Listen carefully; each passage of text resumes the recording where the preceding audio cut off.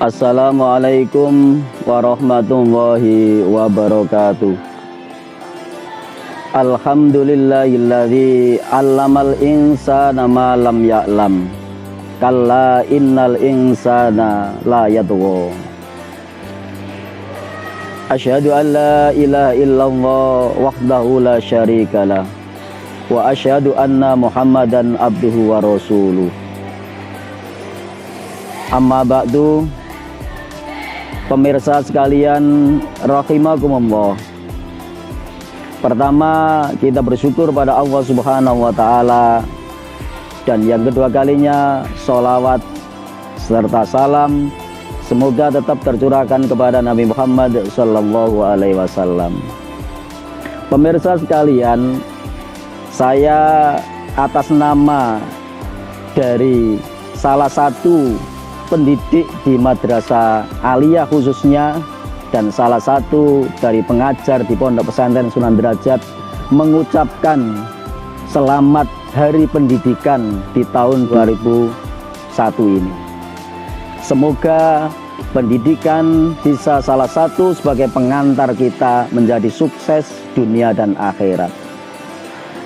Yang perlu saya sampaikan di sini adalah firman Allah, yarfa'illahu alladzina amanu minkum walladzina utul ilma darajat. Allah akan mengangkat derajat orang-orang yang beriman dan mengangkat derajat orang-orang yang diberi ilmu. Dari ayat ini maka bisa kita ambil pengertian bahwa ada dua kelompok manusia yang diangkat oleh Allah derajatnya. Yang pertama yaitu orang-orang yang beriman. Orang-orang yang beriman itu diangkat derajatnya oleh Allah, baik derajatnya di dunia maupun di akhirat. Jadi yang namanya orang beriman itu diberi kemuliaan oleh Allah, diangkat derajatnya oleh Allah, tidak hanya di dunia ini, tapi sampai besok di akhirat. Terbukti bahwa orang-orang yang punya ilmu, dialah orang yang menguasai dunia ini. Dan mereka lah yang bisa mengatur dunia ini. Dan besok di akhirat, kita yakin dan percaya orang yang amanu akan dimasukkan surga oleh Allah Subhanahu wa ta'ala. Pemirsa sekalian, kelompok yang kedua yang diangkat derajatnya oleh Allah adalah utul ilma, orang-orang yang diberi ilmu. Bisa saja ilmu ini adalah yang dimaksud adalah ilmu tentang keduniaan, ilmu untuk mengatur daripada sistem keduniaan ini. Dan mereka lah yang menguasai ilmu pengetahuan dan teknologi di dunia ini. Sehingga ilmu yang mereka miliki itu sangat berguna dan bermanfaat di dunia. Bahkan di keterangan-keterangan kitab dinyatakan ilmu yang dimiliki di dunia ini bisa saja dibawa sampai ke akhirat. Namun dari ilmu yang dimiliki dari dunia dibawa ke akhirat, ternyata ilmu tersebut di akhirat tidak ada gunanya. Contoh saja, orang yang bisa mereparasi sepeda motor contohnya, mereparasi mobil umpamanya, maka dia bisa menguasai dan merubah berbagai mobil, namun tidak bisa ilmu itu dibawa ke akhirat, karena di akhirat tidak ada mobil yang rusak. Sehingga kemanfaatan daripada ilmu itu hanya bisa dirasakan di dunia ini. Walaupun demikian tetap mereka adalah menguasai dunia. Kenapa demikian? Karena mereka adalah derajatnya diangkat oleh Allah Subhanahu wa ta'ala. Pemirsa sekalian yang berbahagia, untuk itu bagaimana kita di pesantren diajari tidak hanya sekedar mempelajari tentang ilmu agama, juga termasuk harus kita pelajari adalah bagaimana kita bisa menguasai ilmu pengetahuan dan teknologi. sehingga kita tidak hanya kita sukses di akhirat, tapi juga harus sukses di dunia juga.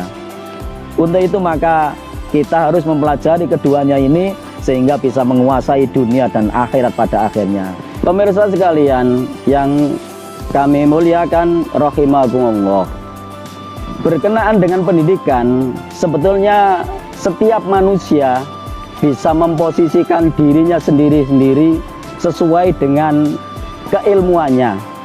Sebagaimana Rasulullah Shallallahu Alaihi Wasallam bersabda, kun aliman, au muta'alliman, au mustami'an, au muhibban, wala takun khomisan, fatahlaka.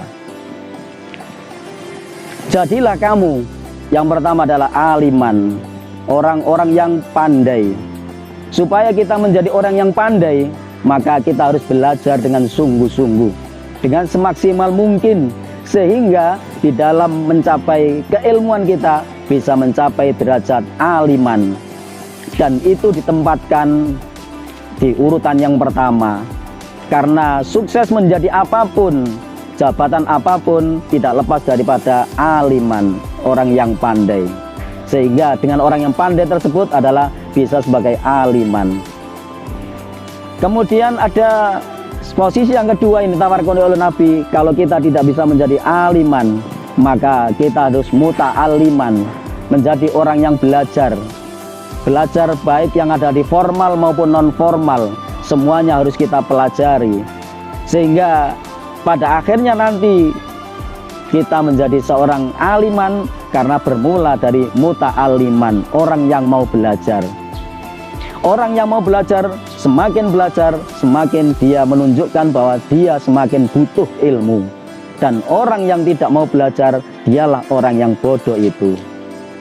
Dan sesungguhnya dikatakan orang yang bodoh itu adalah dikatakan bodoh karena dia belum pernah belajar, sehingga dia tidak tahu tentang keilmuan itu, maka mereka itu dikatakan bodoh.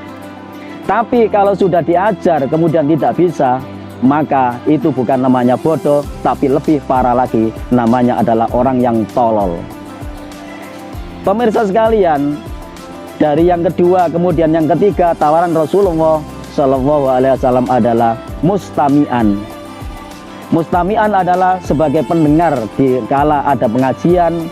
Sekarang banyak alat-alat untuk mendengarkan tentang keilmuan, maka ini bisa saja pantas dilakukan oleh orang-orang yang sudah tidak mungkin lagi berangkat ke pesantren, belajar di sekolahan, maka cukup dengan adanya mustami'an, dia sebagai pendengar daripada ilmu itu.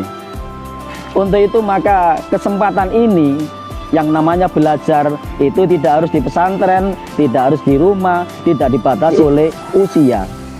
Tapi kita bisa saja mendengarkan ilmu dan kedudukan kita adalah sebagai mustami'an.